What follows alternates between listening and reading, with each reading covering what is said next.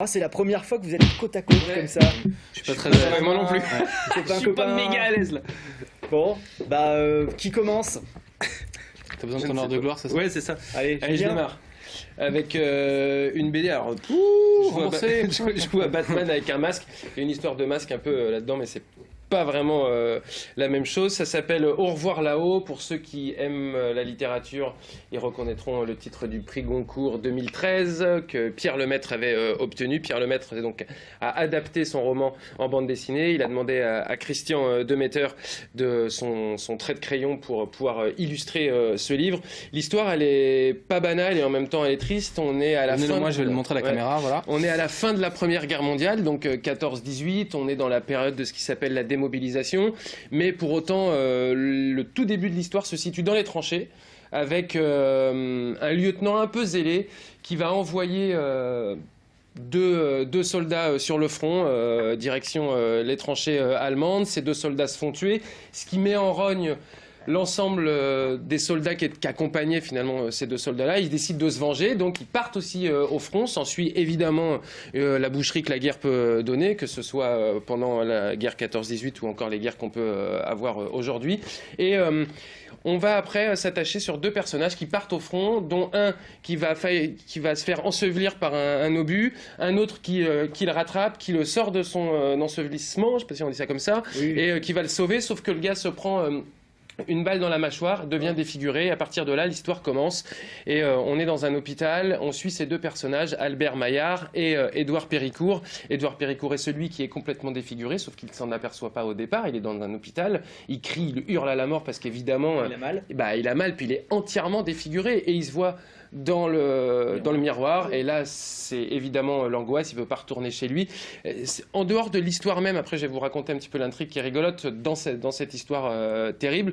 C'est que ce roman et donc cette bande dessinée parle aussi un petit peu des oubliés de cette Première Guerre mondiale, c'est-à-dire qu'on avait l'impression à un moment en France qu'il fallait être mort pour être un héros. Et au final, les combattants, ils sont allés au front. Pour les plus chanceux d'entre eux, ils sont pas morts, mais pour autant, ça en fait pas moins des héros que les autres. Et ils sont un peu oubliés. Ils tentent après de revenir à la vie normale, mais c'est compliqué. 4 ans de combat. Ils survivent pour la plupart d'entre eux par des petits boulots et puis avec la petite rente que veut bien leur allouer l'État pour service rendu à la nation. Comme celui qui s'est fait défigurer, Édouard, ne veut pas rentrer chez lui, il touche pas sa pension, il touche rien, c'est Albert qui le recueille, donc c'est compliqué, il est en plus défiguré, il veut pas sortir de chez lui, donc il met des masques comme ça, enfin, il y a tout un côté un peu burlesque qui rentre dans cette histoire, et à un moment donné, ils en ont tellement marre et ils sont tellement dégoûtés de la manière dont l'État se comporte envers ces poilus ils sont considérés comme des oubliés, ils fomentent une sorte de coup un peu particulier. Il s'avère que Édouard Péricourt, celui qui est défiguré, a des talents d'écrivain, de dessinateur. Et il se dit, tiens, il y a un truc un peu, là, c'est qu'on est au début des années 20, et même dans les toutes petites communes, elles décident de mettre des monuments aux morts pour rendre hommage aux soldats qui ont été tués sur le front. Et il dit, moi je dessine, on va dessiner des monuments aux morts, on va rentrer dans les petits papiers des différentes collectivités, des concours, des choses comme ça, et on va essayer de se faire prendre et de vendre les monuments aux morts sur croquis, quoi. Voilà, pour qu'ensuite ils soient construits. Ils font ça, ils gagnent certains, et ils décident de prendre les 40% d'acompte avec eux, de prendre l'argent et au moment de se tailler dans les colonies ou en tout cas au soleil et de quitter la France. Évidemment, l'histoire est un petit peu plus compliquée parce que on est dans une France un peu particulière de démobilisation de ces gens qui se sentent oubliés, je vous l'ai dit. Et puis, on est aussi dans le corps presque d'Édouard Péricourt, et on voit bien qu'il souffre complètement, il est désocialisé, ce garçon, et il en veut énormément à l'État.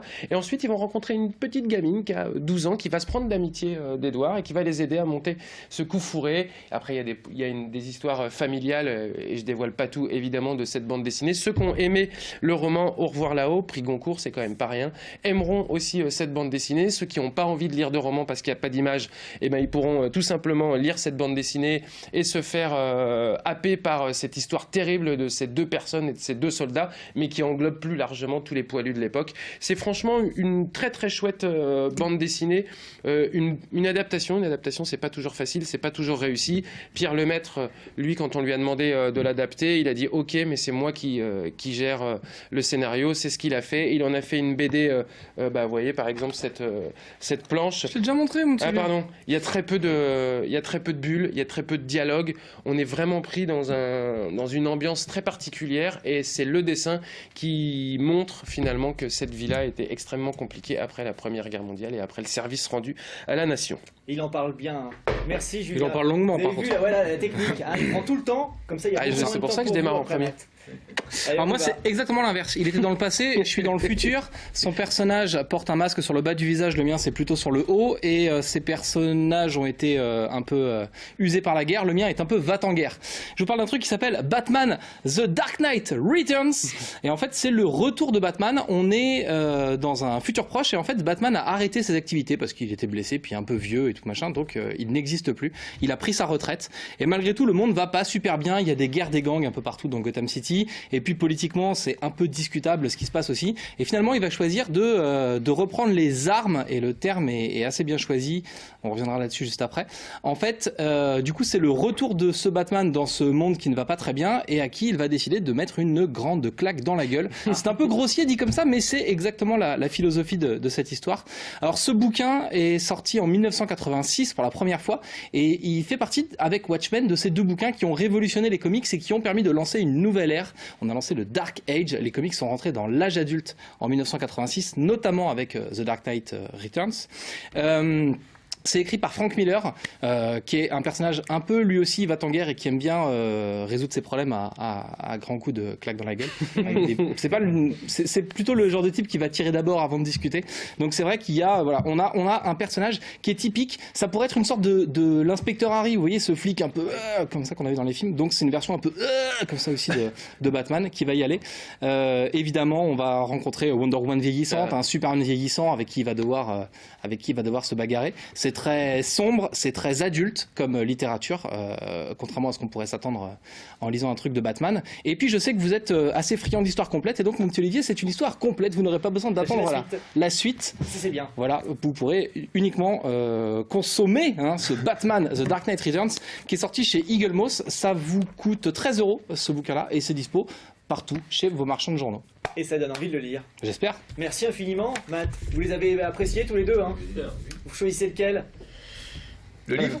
Ouais. On regarde toujours le meilleur pour la fin. Ouais, bah bravo.